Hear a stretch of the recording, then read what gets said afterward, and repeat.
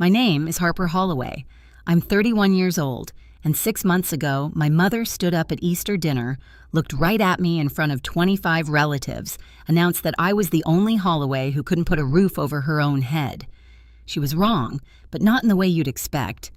My dad nodded along like he always does. My sister laughed and leaned over to me with that pitying smile. You're jealous, aren't you? 2 weeks later, I invited her over for tea at my new address. When she walked through the front gate, she couldn't dial our mother's number fast enough. She was shaking so hard she could barely hold the phone. What she said was, "Mom, you have to see this right now." But that moment was 13 years in the making. Before I take you back to the beginning, please take a moment to like and subscribe, but only if this story earns it. Drop your city and your local time in the comments. I'm curious where you're listening from. Now let me take you back to a Tuesday night in November 2022. The night I found out what my mother actually did with my college fund. My apartment was a studio in southeast Portland, 540 square feet, one window that rattled when trucks passed, a kitchen faucet that dripped on a 3-second cycle no matter how hard I cranked the handle. I didn't hate it. At 28, I figured this was just the cost of starting from zero. And I do mean zero. I was a cybersecurity analyst at a mid-size firm downtown, my first real title after 4 years of grinding through contract gigs. Salary $68,000 before taxes. Student loan payment $1,400 a month. I ate a lot of rice and frozen vegetables. I drove a 2011 Civic with a cracked dash. I kept a spreadsheet on my phone that told me down to the penny how much I could spend on groceries each week. That's the life my mother liked to describe to relatives at family dinners, except she made it sound worse. Here's what she didn't describe. The reason I had student loans in the first place. When I was 18, 2 weeks before my freshman year at Oregon State, my mother sat me down at the kitchen table. Her voice was soft, the way it gets when she's delivering bad news she's already rehearsed. "Sweetheart, your college fund, it didn't survive the market. It's gone." "I'm so sorry," I cried. She held me. Then she helped me fill out federal loan paperwork the next morning like it was the most natural thing in the world. Meanwhile, my sister Meredith had bought her first house at 27, 4 bedrooms in Lake Osco. My mother told everyone the same story. Meredith saved up. She's always been smart with money. That was 3 years before Uncle Frank called me on a Tuesday night and told me the truth. At that point, I still believed my mother about the fund. That changed in a single phone call. Let me paint the picture for you. Thanksgiving, Meredith's house. The dining table sat 14, and my mother moved through that room like she'd designed it herself. She pointed out the light fixtures to Aunt Patrice. She ran her hand along the kitchen island for my cousin Dennis. She did everything except hang a sign that read, "This is what success looks like." I sat at the corner of the table between Uncle Dennis and a cousin I saw once a year. My mother was talking to Aunt Patrice across the cranberry sauce. She didn't lower her voice. She never did. Harper's still renting a studio, bless her heart. That tech thing she does, it's so unpredictable. I worry. Patrice glanced at me. I smiled.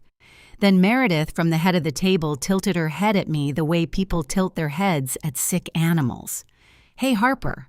Want me to ask around at the brokerage? Real estate is way more stable than whatever you're doing." "I'm fine, Meredith. Just trying to help." My father looked at his plate. He cut his turkey into very small pieces. He didn't say a word. After dinner, I offered to help with dishes. Meredith waved me off. "You're a guest." She said it kindly, but the subtext was clear. This is my kitchen in my house, which I own. That night, scrolling through my phone in the car before I drove home, I noticed something. Meredith had created a new family group chat for planning Christmas. Everyone was in it. Everyone except me. When I texted her about it, she replied in 30 seconds, "Oh my God, I totally forgot adding you now." She never added me. The call came on a Tuesday in November. I was sitting on the floor of my studio, laptop open, debugging a firewall config for a client presentation the next morning. My phone buzzed. Uncle Frank. He never called. We texted on birthdays. Maybe that was it. I picked up. "Harper." His voice sounded like he'd been pacing. "I've been going back and forth about this for a long time, but I can't carry it anymore." "Carry what, Uncle Frank?" A long pause. I could hear him breathing. "Your mother didn't lose your college fund, sweetheart. She withdrew it. All of it. $42,380. The March you turned 18. I didn't say anything. I was at the bank. I watched her sign the withdrawal form. I told her it was wrong. She told me to mind my own business. Then she didn't speak to me for 2 years. The faucet dripped. 3C second-on cycle. Drip, drip, drip. The money went straight into her joint account with your father. 2 weeks later, Meredith closed on her down payment. I slid off the couch onto the kitchen floor, cold tile on the backs of my legs, phone pressed against my ear so hard it hurt. I didn't cry. Something behind my ribs just went quiet like a pilot light going out. "Harper, you there?" "I'm here. I know this is a lot, but you deserve to know." "Yeah." My voice sounded like it belonged to someone else. "Yeah, I did." Uncle Frank said one more thing before he hung up. "I kept the bank statements, Harper. All of them. You tell me when you're ready." I sat on that floor for a very long time after the line went dead. I didn't sleep that night. I lay on my back staring at a water stain on the ceiling and ran the math. $42,000 withdrawn in March of my senior year. With even conservative growth over the 13 years since, call it 5% annually, that fund would have been worth close to $55,000 in today's dollars. $55,000 that was supposed to pay for my education, that instead paid for my sister's front door. But the money wasn't even the worst part. The worst part was what would happen if I confronted my mother. I could see it so clearly it made my jaw ache. Gloria Holloway did not lose arguments. She redirected them. If I called her, she'd deny it. She'd say Frank was bitter, that he'd always been dramatic, that he was trying to destroy the family. Meredith would back her up. She always did. My father would sit in his recliner with the TV volume turned up 2 notches higher than normal. And within 48 hours, my mother would have called every aunt and cousin to explain that poor Harper was going through something and lashing out. I'd become the villain. She'd become the victim. Nothing would change. But if I stayed silent, I kept being the footnote, the family cautionary tale, the daughter who rented a studio and worked in that tech thing. Neither option moved me forward, so at 2 a.m, I opened my laptop. I created a spreadsheet with 3 columns: monthly income, monthly savings, target. The target had a 7-figure number. Confrontation gives liars a stage. I decided I'd build my own stage instead. I closed the laptop at 3:15, set my alarm for 6, and went to sleep for the first time that night.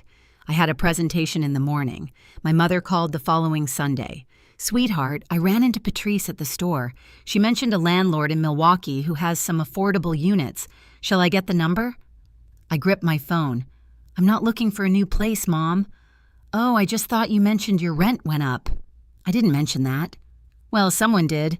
Anyway, it couldn't hurt to have a backup." After she hung up, I sat very still. Then I opened Facebook. Aunt Patrice had messaged me 4 days earlier. "Hey, honey, your mom said you're looking for something cheaper. I know a guy. Uncle Dennis Harper, no shame in downsizing. Let me know if you need help moving. My cousin Laura, your mom told my mom you're in a tough spot. Thinking of you." My mother had turned me into a charity case. She'd called every branch of the family tree and told them I was drowning without ever asking me how I was actually doing. I scrolled through 7 messages, 7 different relatives, all parroting the same story.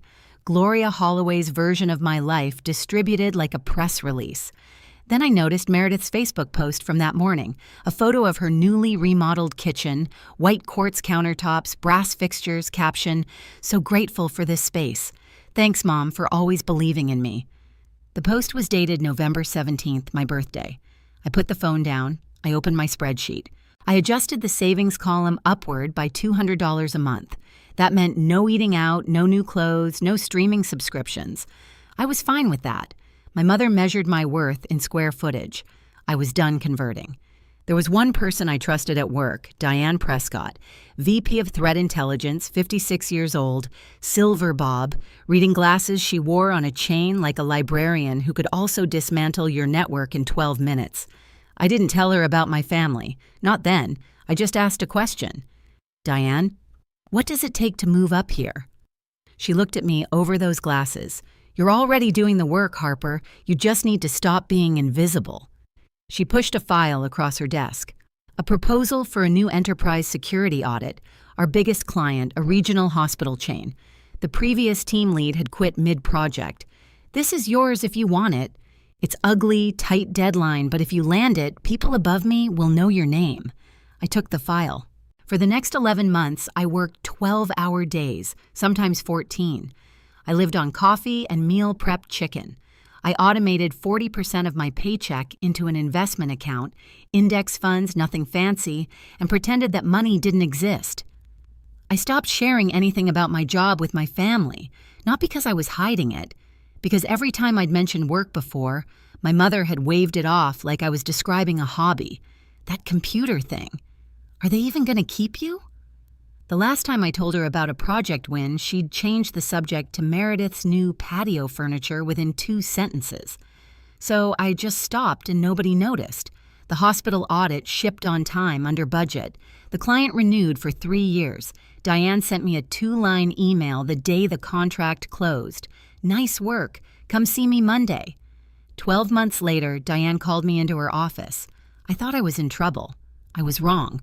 A year can change everything if you let it. Diane promoted me to team lead. Salary jumped to $112,000, new badge, new floor, new title on the company directory. I didn't post about it. I didn't call anyone. I just updated my spreadsheet. Christmas came around. Meredith hosted as always. Her house smelled like cinnamon and new paint. She'd remodeled the living room. $30,000, she announced to the room within 5 minutes of our arrival. Shiplap, accent wall, recessed lighting, a 75-inch TV mounted like a museum piece. My mother walked guests through like a docent. Meredith picked the wood herself. Isn't she talented? This kitchen layout was entirely her idea. Then she found me by the drink table. So, still renting that little place? Yes, Mom. Well, at least you're saving, right? Her voice dripped with the kind of sympathy you offer strangers at a bus stop. Meredith appeared at her elbow. You know, Harper, if you'd listened to me about real estate, I'm fine, Meredith. I'm just saying I could have gotten you into the market years ago. Sure, you don't have to be defensive. I'm not. My mother patted Meredith's arm. Your sister bought this kitchen herself. That's what a plan looks like, Harper. I sipped my water, smiled, said nothing. Later, in the hallway by the bathroom, Todd, Meredith's husband, stopped me.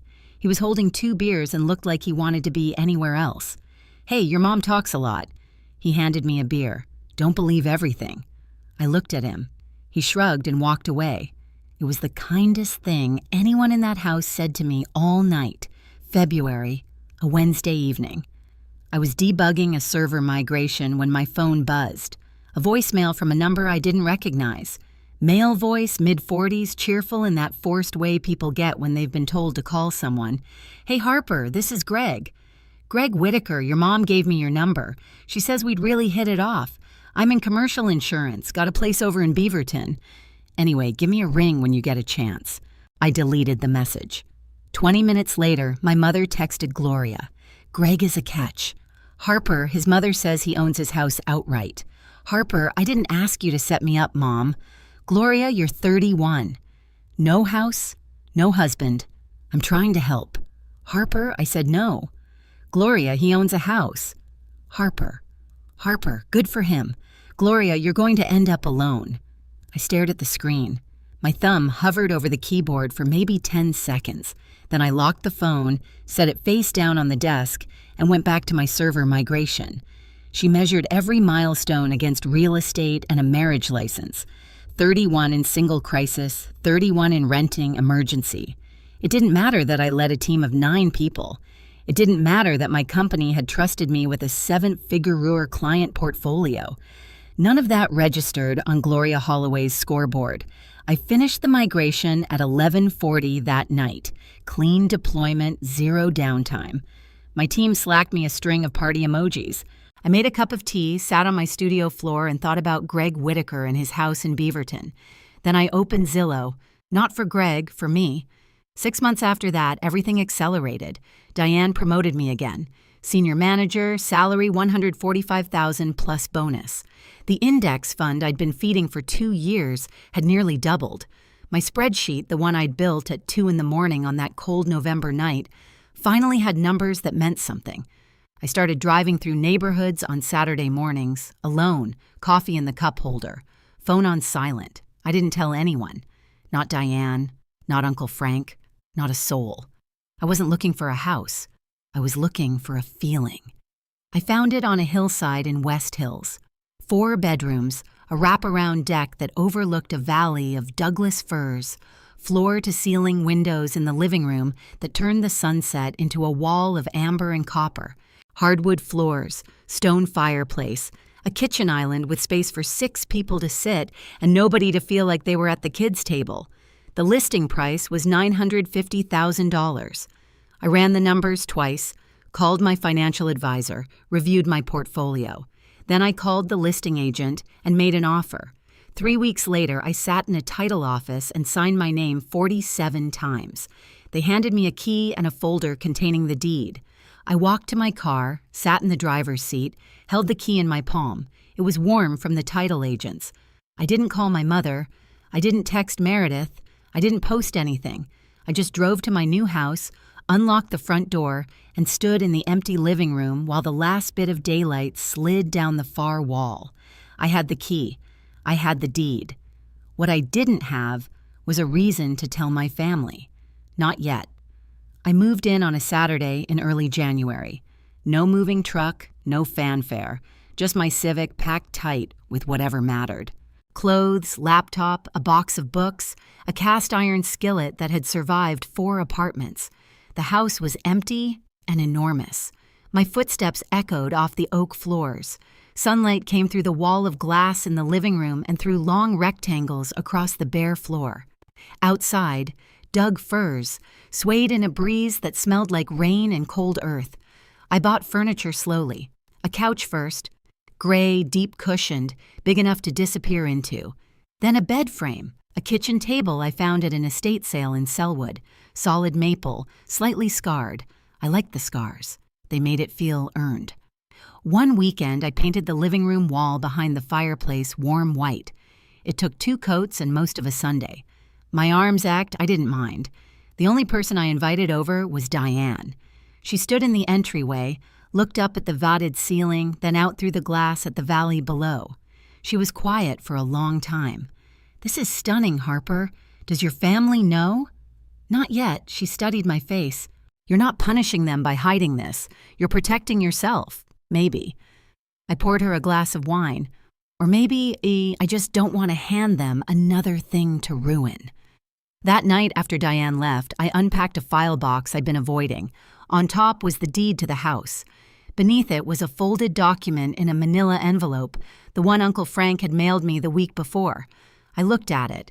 Then I put both documents in the top drawer of my desk. There was a second document in that drawer. I wasn't ready to look at it yet. In March, Meredith's daughter, Lily, turned 4. Birthday party at Meredith's house. The whole family crammed into the backyard under a rented canopy. I brought a stuffed elephant and a card with a 20 inside. Lily hugged my leg and ran off. That part was good. Then my mother introduced me to her new book club friends who'd come for the party. "This is Harper, my youngest." She put her hand on my shoulder. She's still finding her path. "I'm a senior manager and cybersecurity mom." My mother laughed. Not at the joke because there wasn't one, but in the way people laugh to fill a gap. "Oh, those tech titles. They change every week, don't they?" Meredith, passing behind us with a plate of cupcakes. At least she has a good attitude about it. The book club, women smiled politely. I smiled back. Then I noticed someone I hadn't expected to see. Uncle Frank was sitting in a lawn chair by the fence, a paper plate balanced on one knee. He'd been re-invited to family events about a year ago after 2 years of Gloria's freeze-out. He kept to himself mostly, but when I crossed the yard, he looked at me and gave me a single slow nod. I sat beside him. "The bank statement I sent you," he said quietly. "Your mother's signature is right there. Date, amount, account number. You read it?" "Not yet, Uncle Frank. Soon. Take your time. It's not going anywhere." Across the yard, my mother watched us. I saw her expression shift just for a half second. Something tightened around her eyes. Then she turned to Aunt Patrice and launched into a story about Meredith's new pergola. "Frank," she called across the yard just loud enough, "don't fill her head with your nonsense. You always dramatize." Frank took a sip of his lemonade and said nothing. That night, I drove back to West Hills. I made a cup of chamomile. I sat at my kitchen table, the scarred maple one, and pulled the manila envelope from my desk drawer. For a minute, I just held it. Then I opened it. The document was a bank statement from Pacific Northwest Federal Credit Union. A custodial account opened on September 3rd, 2004, the year I turned 3. Beneficiary: Harper Elaine Holloway. Custodian: Gloria A. Holloway. Deposits appeared every month, $50, then $100, then $200 as the years went on. By March of my senior year, the balance read $42,380. Then a single line withdrawal March 14, 2013, $42,380. Authorization: Archoria A. Holloway. Transferred to joint checking account ending in 7741. I stared at the numbers. My mother's signature was at the bottom of the authorization page. Neat cursive. The same handwriting that had signed my permission slips and birthday cards. 2 weeks after that withdrawal, Meredith closed on her house. I folded the statement, placed it back in the envelope, put it in the drawer next to my deed. Then I called Uncle Frank. I read it, and I'm not going to yell, I'm not going to beg. I looked out the window. City lights scattered across the valley floor like a second set of stars. I'm just going to be ready when the moment comes. That's my girl.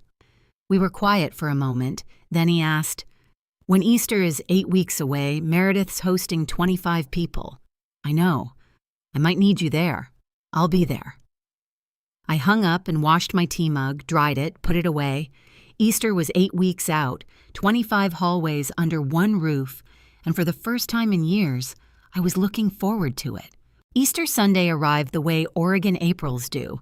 Cold in the morning, bright by noon, the kind of sky that couldn't decide between rain and mercy. Meredith's house was already full when I pulled up. Cars lined the cul-de-sac. Through the front window, I could see bodies moving, platters being passed, my mother's silhouette directing traffic in the dining room. I sat in my car for 30 seconds, breathed. The house was decorated to within an inch of its life. Tulips in every vase, a centerpiece made of moss and ceramic rabbits, linen napkins. Meredith had gone all out, and my mother had clearly helped. Her fingerprints were on every detail. I walked in wearing a simple navy blouse and jeans, no jewelry, no statement piece. I hugged my Aunt Patrice, shook Uncle Dennis's hand, kissed Lily on the forehead. My mother found me within 3 minutes. "Harper, you look thin. Are you eating?" "Hi, Mom. Happy Easter." "Doesn't she look thin?" This to Patrice, who nodded diplomatically. I poured myself a glass of sparkling water and stood near the kitchen island while my mother gave tours. Meredith just had the living room repainted. Faro and Ball, she picked the shade herself. Those floors are original oak. Meredith had them refinished. The deck extension was Meredith's idea. Every sentence was a ribbon tied around Meredith's life, presented to the audience for applause. Todd appeared beside me with a plate of dilaled eggs. "Brace yourself," he said under his breath. "Your mom's in performance mode." I took an egg. "I know. She's been rehearsing the toast since Thursday." I looked at him. "Toast?" Todd went slightly. "You'll see." I didn't need to brace. I'd already decided what I was going to do after dinner. Not during. After. After the meal, everyone drifted into the living room, kids on the floor, adults in chairs. My mother stood in the center, wine glass raised, glowing like a woman who had rehearsed this exact moment in her bathroom mirror. "I just want to say a few words." She looked around the room. "Meredith, thank you for hosting, for opening your beautiful home to all of us." She swept her hand wide. "This house, this life you've built, this is what hard work looks like." The room applauded. My mother smiled. Then she turned to me and Harper. "Honey," her voice dropped into that register, the soft one, the one that sounds like compassion but cuts like a credit check. "We're all rooting for you. One day you'll get there." A few people laughed, short, uncomfortable. My cousin Laura looked at her shoes. Uncle Dennis coughed. Meredith leaned toward me from the next chair, close enough that 5 or 6 people could hear. "There's no shame in renting Harper. We all start somewhere." The pity in her voice could have filled a swimming pool. Then Aunt Patrice, sweet Patrice, who meant well and understood nothing, reached over and touched my arm. "Gloria told me, you're looking for a cheaper place. I know a wonderful landlord in Milwaukee." The room got quieter. Heads turned. My mother had told everyone. Every single person in this room believed I was struggling, downsizing, barely scraping by. She'd built that narrative so carefully over so many years that it was now the only version of me any of them had ever known. "I'm not looking for a cheaper place, Patrice. Oh, honey, there's no shame in asking for help. I didn't ask." My mother's chin lifted. "Your pride will be your downfall, Harper." I set my glass down. I didn't say another word. Not yet. It happened in the hallway 10 minutes after the toast. Meredith caught me as I was heading toward the coat closet. She positioned herself between me and the front door, arms crossed, head tilted. 5 or 6 people lingered within earshot. Patrice, Dennis, cousin Laura, Todd. "Honestly, Harper," Meredith's voice was half whisper, half performance. "Are you jealous? It's okay to admit it." "Jealous of what, Meredith?" She waved her hand in a slow circle. The house, the life, the fixed-rate mortgage, and the shiplap accent wall, and the $30,000 kitchen. Of this, I worked for this. I looked at her, held her gaze for 3 full seconds. The hallway was very quiet. "I'm sure you did." Something flickered across her face. "What's that supposed to mean?" "Nothing. It means I'm sure you did." She stared at me. I didn't blink. She couldn't read me, and that scared her more than any insult would have. She turned and walked back to the living room. I heard her voice, pitched to Carrie. "Mom, Harper's being weird again." My mother's sigh was audible from 20 feet away. She's always been the difficult one. In the corner of the living room, Uncle Frank set his coffee cup down on the end table. Slowly, his eyes moved from Meredith to Gloria and stayed there. Gloria noticed. For just a second, she met his stare. Then she turned away and started clearing dessert plates as if she hadn't seen him at all. But I'd seen it. That tiny flinch. That half second where my mother remembered that Frank knew something she'd spent 13 years burying. I picked up my jacket. It was time to plant the seed. I had my coat on, keys in my hand. My mother was already halfway through her closing commentary. "Harper always leaves early. It's just her way." When I stopped at the edge of the living room, actually Meredith. My sister looked up from the couch mid-con conversation with Patrice. "I'd love to have you over for tea this Saturday. I have a new place." The room shifted. Not dramatically, just a small atmospheric change, like a barometric drop before a storm. Gloria frowned. "A new place? What new place?" "I just moved." "Nothing big." I kept my voice light. "Saturday, 2 o'clock. Meredith's confusion was genuine. She wasn't faking it. "You moved and you didn't." "When did you?" "It happened fast, Mom." I shrugged. "I'll text Meredith the address." Meredith looked at Gloria. Gloria looked at me for a single beat. Nobody said anything.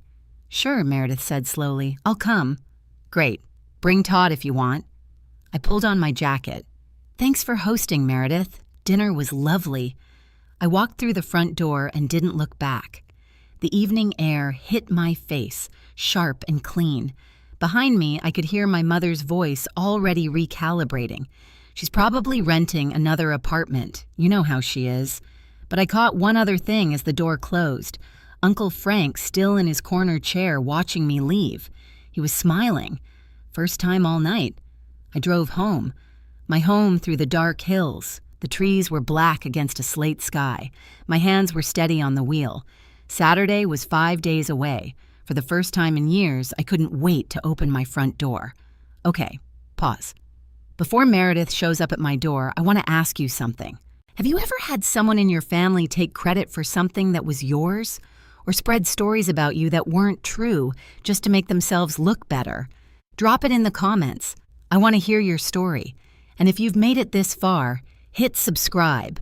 You don't want to miss what happens when Meredith walks through that gate. Let's keep going. Saturday came slowly. I spent the morning cleaning, not because the house was dirty, but because I needed something to do with my hands. I vacuumed the already clean hardwood. I wiped down the granite island even though no one had used it. I arranged 2 ceramic mugs on the counter side by side. Then I baked scones, lemon, and blueberry. The recipe was from a cookbook I'd found at Goodwill my first month in the studio apartment. The scones came out golden and slightly uneven. Perfect.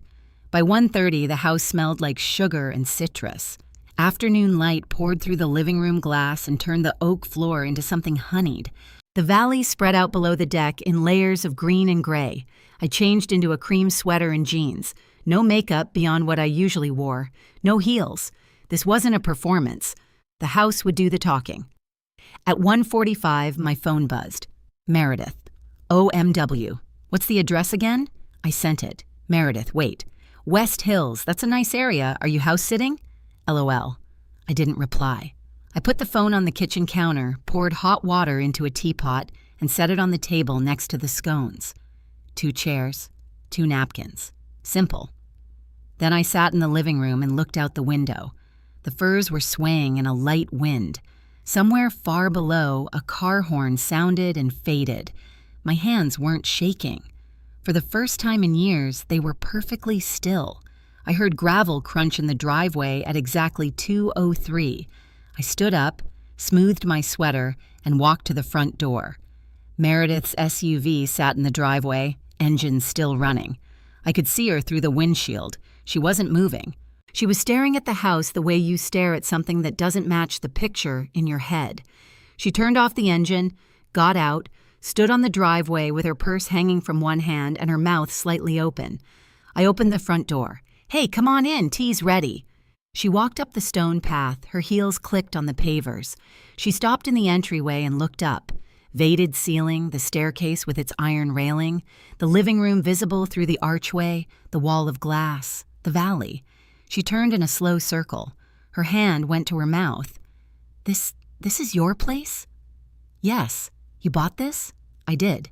She walked into the kitchen, touched the granite island, opened a cabinet, closed it, walked to the glass wall, and stood there staring at the view. Harper. Her voice was smaller now. How? I worked. I saved. I invested. But you were renting. I was. Now I'm not.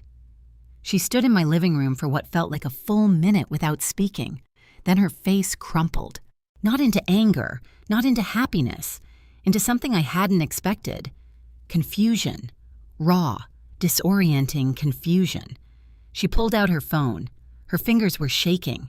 She hit dial, pressed the phone to her ear, waited 1 ring, 2, Her voice cracked. Mom, you need to come here right now. You have to see this right now.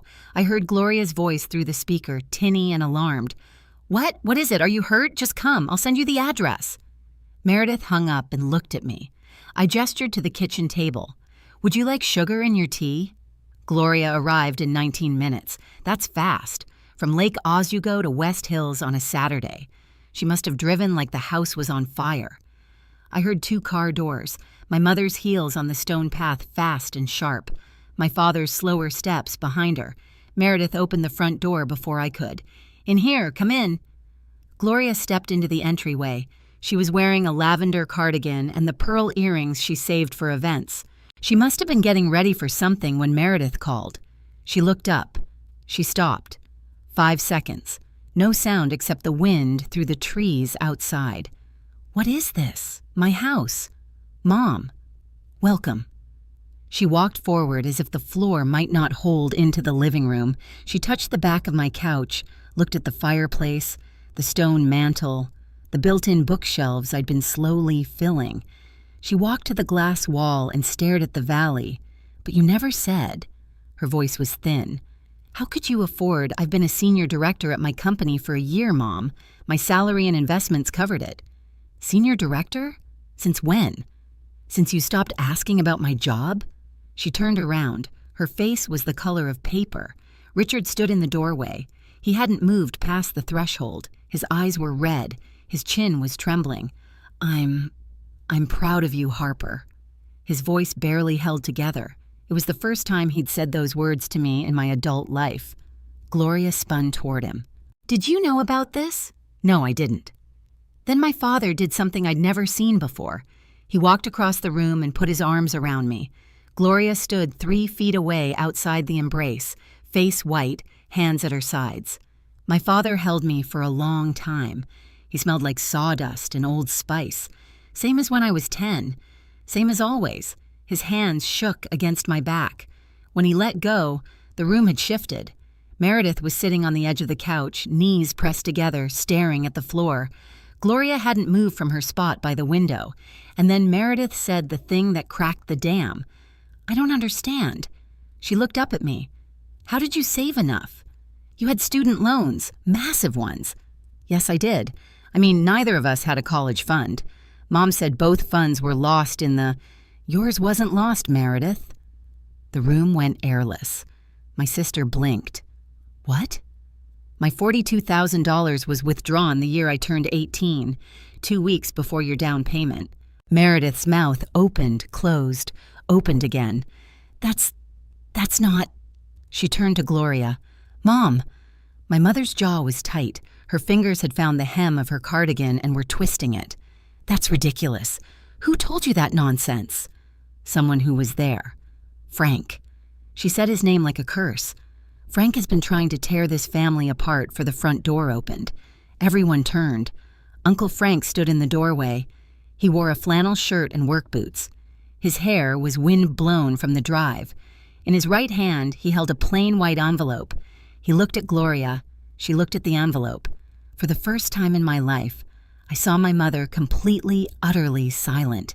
Hey, everyone! Frank stepped inside and wiped his boots on the mat. Sorry I'm late.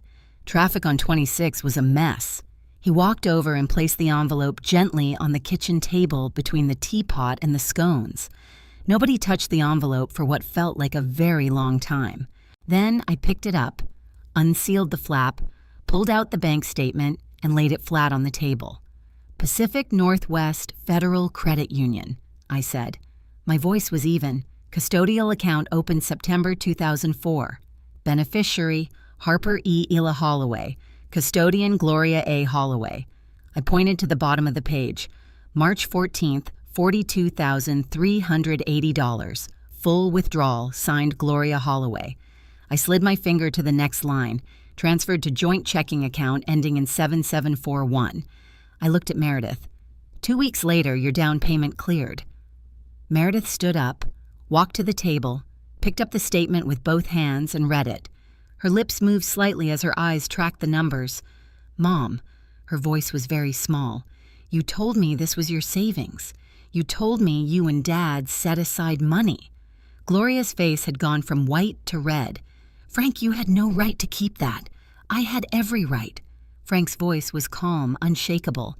She's my niece, and you lied to her face for 13 years. It was family money. I had the right to allocate. It was in my name, Mom. I said it quietly, but the room heard it. A custodial account for my education, not Meredith's down payment. Richard was sitting now. He'd found a chair by the wall. His head was in his hands. Gloria. His voice came out raw. You told me the fund performed badly. You showed me a statement. Frank shook his head. She showed you a different statement, Rich. The real one is right there on the table. Everything I did was for this family, Gloria said. No, Mom. I met her eyes. It was for Meredith. Meredith put the bank statement down. She pressed her palms flat against the table and stared at the grain of the wood. Mom. She didn't look up. You told me it was your savings. You told me Harper's fund was gone. I did what was best. Gloria's voice had shifted higher, faster, defensive. Meredith, you needed a house. You were getting married. Harper was always fine on her own. Fine on my own because I had no choice, I said. Meredith looked at me. Her mascara was starting to smudge. I didn't know, Harper. I swear I didn't know. You didn't ask. I kept my voice steady. That's not the same as not knowing. She flinched. It was slight. A tightening around the eyes, a small inward breath. But it was real. She knew I was right. Todd had been standing in the kitchen doorway the entire time, arms at his sides. He'd come with Meredith. He'd heard everything. He looked at his wife. Mayor, we need to talk about this at home. Todd, please. Your sister built this house. He looked around the room by herself while your mother told everyone she was broke. Think about that. Meredith pressed her fingers against her eyelids. She was crying now, quietly, the way people cry when the tears have been waiting a long time. Richard finally lifted his head. His voice was barely above a whisper. Gloria, you told me the fund performed badly. I saw a statement. It showed losses. Frank crossed his arms. She showed you a manufactured summary. Rich, the real account record, the one from the credit union, has her signature on the withdrawal.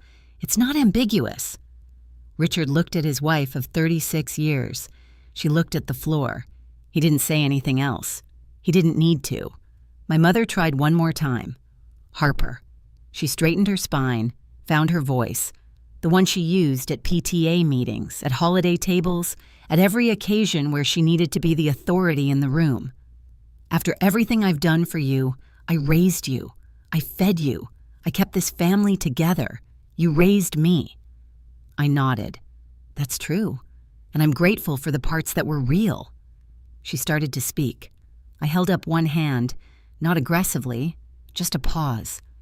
But you also stole from me and lied about it for 13 years. Those two things can both be true, Mom. I'm your mother and I'm your daughter. That should have meant something. The silence that followed was the loudest thing I'd ever heard in my own house. I took a breath. I'm not cutting anyone off, but some things are going to change.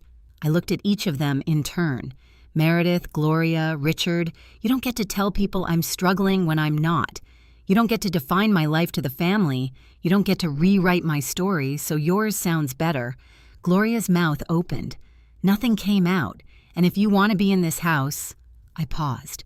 You come as a guest, not as a narrator. The teapot was still warm on the table. The scones sat untouched on their plate. I'm not asking for the money back, I said. I don't need it. I built this without it, but I'm asking you to stop lying about who I am. Nobody spoke. I picked up the teapot and filled 2 mugs, set one in front of Meredith, one in front of the empty chair next to her. Tea's getting cold. Gloria, for the first time in my memory, had absolutely nothing to say. If you've ever had to set a boundary with someone who raised you, and I know that's one of the hardest things a person can do, drop A in the comments. And if this story is hitting close to home, share it with someone who needs to hear it today. Sometimes knowing you're not alone makes all the difference. Let's keep going. There's more. The fallout was fast. By Sunday night, the story had spread through the entire family like water through a crack in the foundation. Todd told his sister. His sister told her husband. Meredith, whether she meant to or not, confirmed the details to Aunt Patrice on the phone that evening, and once Patrice knew, it might as well have been printed in the newspaper. My phone started ringing Monday morning. Patrice, Gloria told us you were broke. We had no idea, Harper. All these years we thought we just believed her. Uncle Dennis. Kid, why didn't you ever say something? Would you have believed me over her? The silence on the other end was its own answer. Cousin Laura sent a text. I feel sick. I'm sorry for every time I offered you help you didn't need. Over the next week, relatives started calling Gloria. Not to comfort her, to ask questions, hard ones, the kind she couldn't redirect with a laugh or a wave of her hand. Gloria's response was predictable. She blamed Frank. He's always been jealous of our family. He's trying to destroy everything I've built.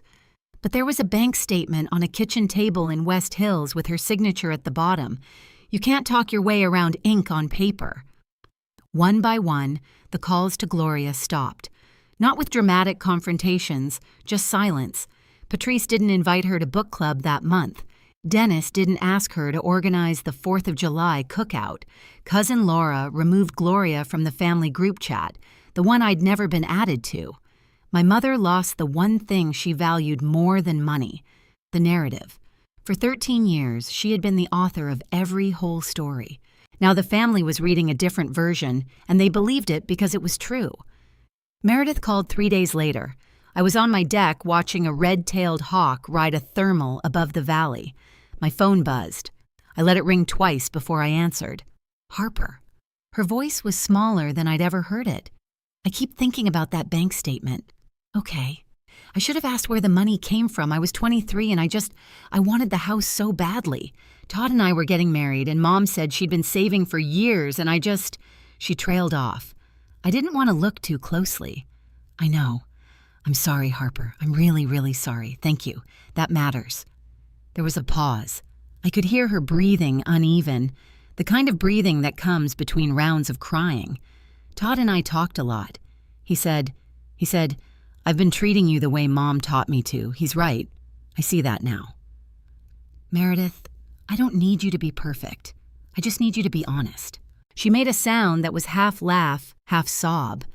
That's the scariest part.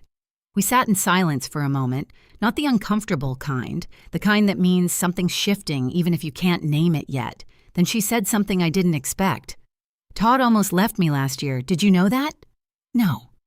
Mom was calling every day telling me how to raise Lily, how to decorate the house, what Todd should be doing with his career. Todd said he didn't marry Mom. He married me.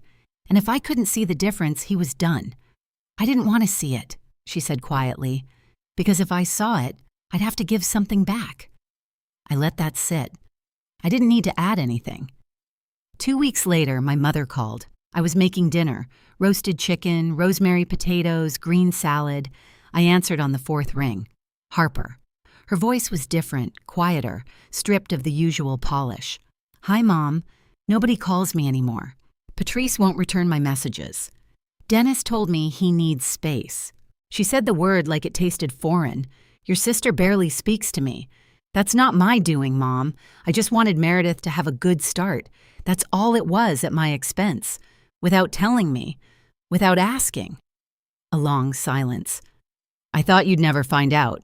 I turned down the stove, leaned against the counter. That's the part that hurts the most, Mom. Not the money. The fact that you were comfortable lying to me forever. I could hear her breathing quick and shallow, the way you breathe when you're trying not to cry. For a moment, I almost felt sorry for her. Almost. Can we just go back to normal? No, but we can go forward if you're willing to be honest. She didn't respond for a long time. I could hear the clock ticking in her kitchen through the phone, the same clock that had hung over the stove my entire childhood. I don't know how, she finally said. I closed my eyes. That's the first honest thing you've said to me in 13 years. She hung up. I finished making dinner. The next Saturday, my doorbell rang. It was my father alone. No, Gloria, he was holding a toolbox. Your deck railing looked loose when I was here last time. You want to fix it? If you'll let me. I held the door open. He stepped inside. We didn't talk much that afternoon. He fixed the railing. I made coffee. We sat on the deck and watched the light change. It wasn't much, but he was there. Summer came. I stood in a conference room on a Tuesday morning while Diane introduced me to the entire company. New title, Vice President of Security Operations. 200 people on the Zoom call. 3 offices watching on the big screen. Diane said Harper Holloway has been the backbone of our security practice for 3 years. She's earned this every single day. People applauded. I thanked them and sat down. My hands were steady. I didn't post about it. I didn't tell my family. Not yet.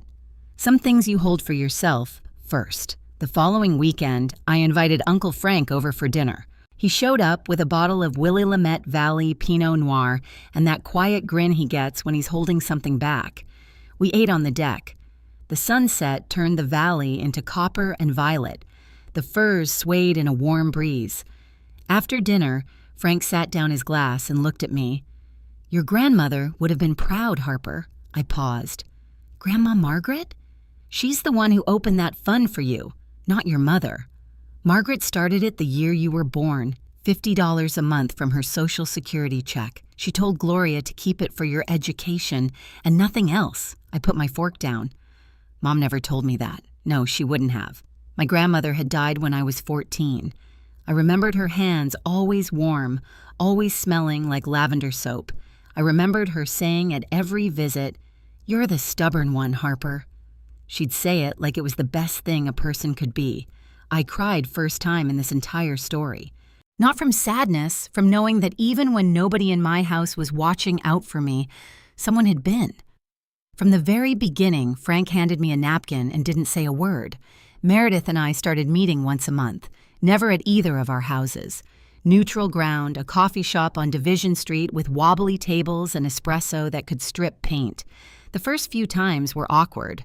Lots of silences, lots of stirring drinks that didn't need stirring, but we kept showing up. She told me about couples therapy with Todd, about learning to hear her own voice instead of Gloria's, about the moment she realized she'd been performing her entire adult life, staging her home, curating her Facebook, measuring her worth by the same ruler our mother had built. "I was so busy proving I was the successful one," she said, "that I never asked if I was happy. I didn't have an answer for that, but I listened, and sometimes that's enough." In September, a letter arrived at my house. No return address I recognized. Inside, a single page, handwritten. My mother's handwriting, the same neat cursive that was on the bank withdrawal form. Harper. I made choices that weren't mine to make. I'm trying to understand why. I don't know if I can explain it, but I'm trying. "Mom, no. I'm sorry." No grand apology, just an opening, small and uncertain, like a crack in a wall. I read it twice, folded it carefully, put it in the top drawer of my desk, next to the deed and the bank statement. 3 documents that told the story of who my family was and who we might become. A week later, Meredith invited me to Thanksgiving. Her house. "You don't have to come," she said, "but I'd like you there." "Will Mom be there?" "Yes." I thought about it for exactly 1 day. "I'll come, but I'm driving myself and I'll leave when I'm ready." "That's fair." It was for the first time. It actually was. I'm sitting in my living room right now telling you this story. The fire's going. There's a cup of coffee on the side table that's gone lukewarm because I've been talking to you for a while. Outside, the valley is gray-green under low clouds, and the firs are doing that slow sway they do when the wind can't decide which direction to blow. My mother measured success in square footage. My sister measured it in comparison. My father measured it by keeping the peace, which it turns out isn't the same as keeping anyone safe. And me? For a long time, I measured it in silence, the kind of silence that builds things nobody sees coming. I don't hate my mother. Hate is heavy, and I've been carrying enough. I don't hate Meredith either. She's trying clumsily, imperfectly, and that counts. What I stopped doing was waiting for them to see me, waiting for them to give me permission to be proud of what I'd built, waiting for the version of my mother who would look at my life and say, "I was wrong. I built something they couldn't ignore." Not to punish them, not to prove them wrong, but because I deserved a life that wasn't written by someone else. If you're in a family where your worth gets measured by someone else's ruler, put the ruler down. You don't have to break it. You don't have to throw it away. Just put it down and pick up your own. The front door to my house has a deadbolt that I paid for on a door that I chose in a home that I earned. But the best part isn't the house. The best part is that I'm the one who decides who gets the key. 3 things I learned the hard way. 1, silence isn't weakness. Sometimes it's strategy. The loudest response I ever gave my family was a house on a hill and a teapot on the table.